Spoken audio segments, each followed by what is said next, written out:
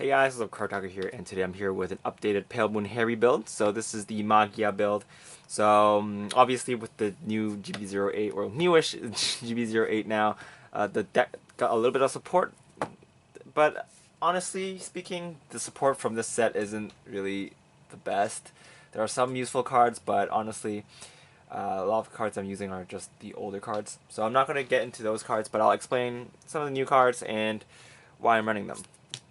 So for the starting Vanguard, we're running Cat and High Boots. So he is from G-BT06, and he has the Magia skill, but I'm not going to explain to him because he was in my previous build, but he's very useful for setting up your field and stuff, because that's his skill. And the downside to him is that you don't get a Forerunner to boost your Vanguard with early game. So that could be a downside, since if you don't have a booster to play, then your opponent can guard your attacks pretty easily. But it's a risk I'm willing to take. So for the grade 3s, we're running 4 Harri, because this is a Harri deck, so 4 Harri. Next, we're running 3 Flying Manticore. It's a Magia Searcher. I like this card more than the new rare card that Pale Moon's got. Well, Pale Moon got 2 rare grade 3s, but one of them is just complete garbage, and the other one is okay, but I feel like he's more useful since Harri does have Magia, so you can search for Harri. He's one of the very rare ones that you can search for. So running a few of those. Next, we're running 3 Darkside Princess. She is most of the time going to be your main attacker, so yeah, when you attack with her, she gets plus 5,000 power, and at the end of the battle, she goes back into the soul. Yeah, she helps you free up some space so that you can do some other shenanigans. And yeah, you can use her skill early on so that you can push for damage using her. Being a 14k attacker early game is actually pretty good.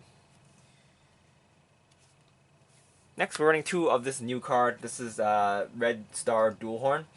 So it's kind of like, he's kind of like Flying Peloton, except instead of I'll explain the skill. So when this card is called from the soul to regard circle, during this turn, this card gets plus 2,000 power, so it becomes an 11k attacker. And the second skill is a Magia skill. Generic 1, soul blast 1.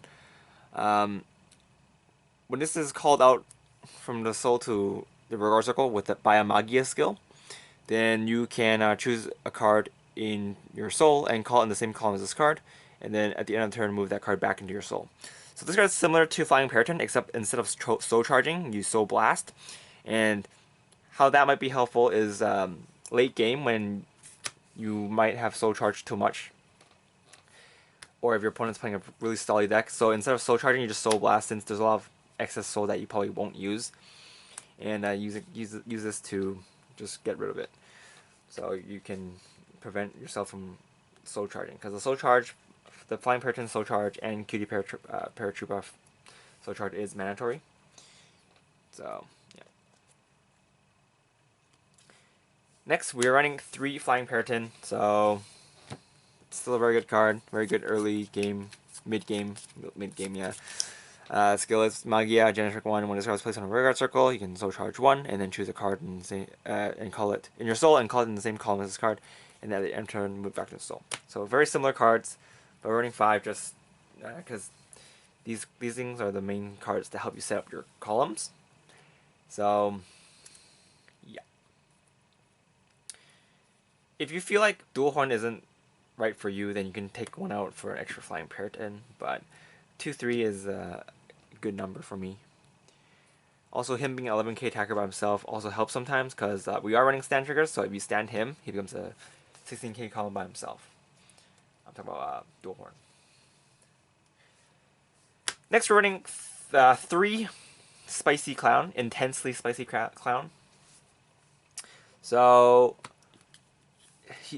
his skill is Generic 1. When a unit is called from your soul to regard circle, then you can choose from your Vanguard. Then during this turn, this card and that card, your Vanguard, will get plus 2,000 power. So since we are running Prana, if you call 5 units, then if this card's one of them, if you get the 5, then you do get to stack the power. It's pretty strong.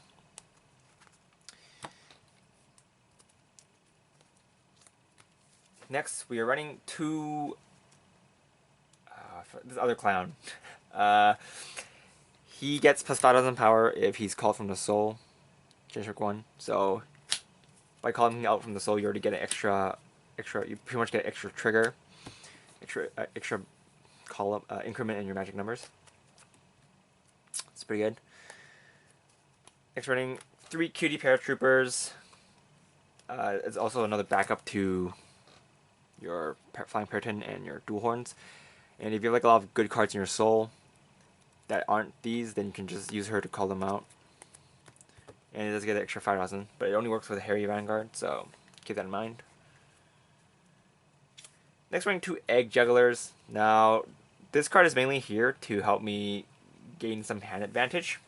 This deck is pretty good at doing it already, but sometimes you might need more. And she's here for you to do that.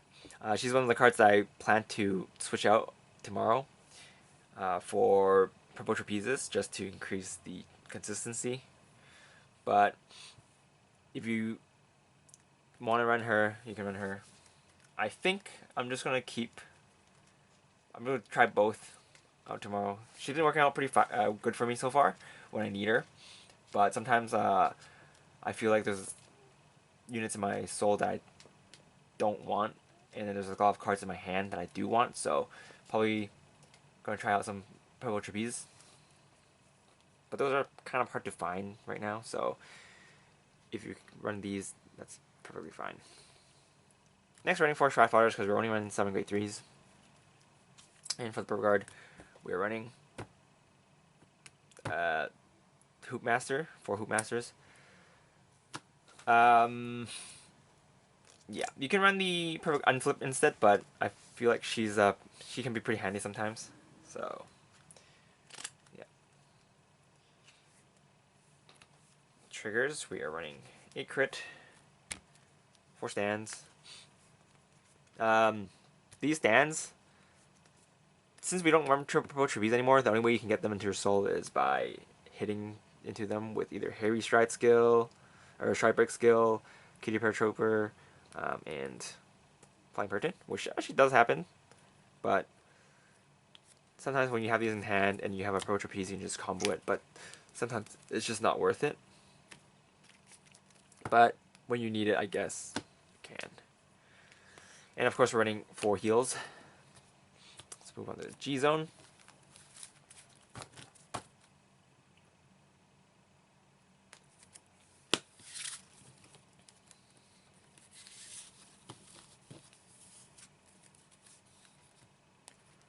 Alright, so for the G zone, we're running 1 Harri. You guys probably know what he does by now. We're running 1 Amanda. Sometimes you can use her for first stride if you don't have the right setup, and she's okay for that. She's also waifu, so.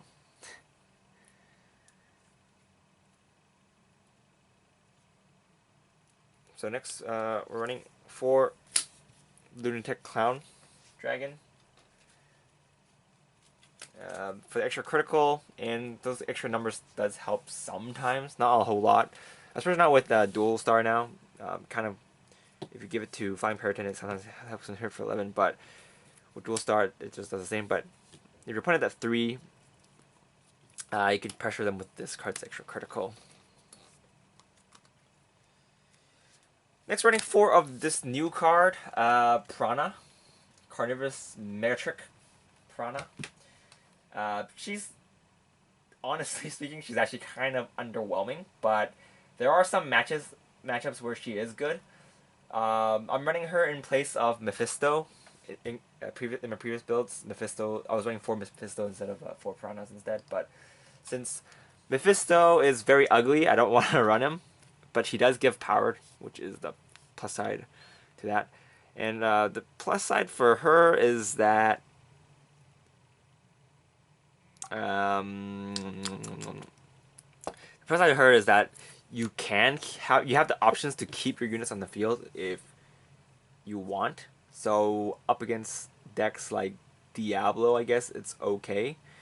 Diablo, it's not super relevant anymore, but in events that you do get matched up with it, it's there for you. And also, I guess you can. She's a Magia, so you can sort of call it more. The problem with Mephisto before was, but there wasn't there wasn't a lot of Magia shrines. I guess the Fighter Selection one is also a Magia shrine, but yeah. So I guess the Prana, if you want to run Mephisto instead, you can. But since Prana is a new card, I'm running Prana. They do very similar things, but they have different conditions to do it. So sometimes, I guess it's personal preference. Alright, so next we are running for Mill Ward. This is the card from Fighters Collection. I'm not sure if I ran this in my previous build. I'm not sure when was the last time I posted a deck profile, but in case I didn't do it before, her skill is Magia. Once per turn, generate 2, so lost 1, and choose a card face down from your G-Zone and turn it face up. And then you can choose 2 cards from your soul and call them to separate regard circles, and then they get plus 4,000 power. And then at the end of turn, the units called with this card's effect. Put the cards called out from this card's skill back into your soul, and then choose the same number of units as the same number of cards with her name face up in your G-Zone, and until the end of the turn they get a new skill, and that's when this card attack hits a Vanguard, you can choose up to one of your cards from your soul and call it to a regard circle. So it kind of turns your units in the front row into mini Amandas, I guess, except you don't get the soul charge. But the pressure does help. It's okay. I don't think I explained Prana's skill. So Prana, her skill is kind of lost 1, choose a card face down from your G-Zone and turn it face up, and then choose a card from your hand and put it in your soul, and then chooses up to the same number of cards with the Magia ability from your soul as number of face-up cards in your G-Zone, and call them into separate regard circles. And then at the end of turn, if the number of face-up cards in your G-Zone with her name is 1 or less, put the units called with this card's skill back into your soul. And then if the number is 2 or more, you can choose any number of units called with this card's effect and put them into your soul. So basically what this means is if you have 2 face-up of her, then you can, even if you called out with her skill, you can choose which ones you want to put back in. So if you want to prevent Diablo, you just keep 3 units out on the field or something. And if you want to just put them on, just put it all in. And if you want 1 or less, then everything called with her effect just go back in. So another thing that she has a plus over Mephisto is that you can put a card from your hand into your soul, which is actually very, very useful sometimes. So yeah, let's move on to G-Guard. I'm running 2 of the ones from Fighters Collection, so look at the top 3 cards of your deck, and then choose one of them and put them into your soul, and then put the rest at the bottom of your deck. They have to be, if the card put is grade 1 or above, then this card gets extra 5,000 shield. And then I'm running 2 of this super good looking G-Guardian from the newest set, G-BT08. And her skill is Magia. When this card is placed on the Guardian Circle, if you have a Vanguard with Magia skill, then during this battle, this card gets plus 5,000 power.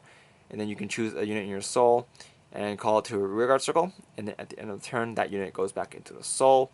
And if your Vanguard does not have the Magia skill, then you can soul charge 3. So basically, you can kind of combo her with Intensely Spicy Clown.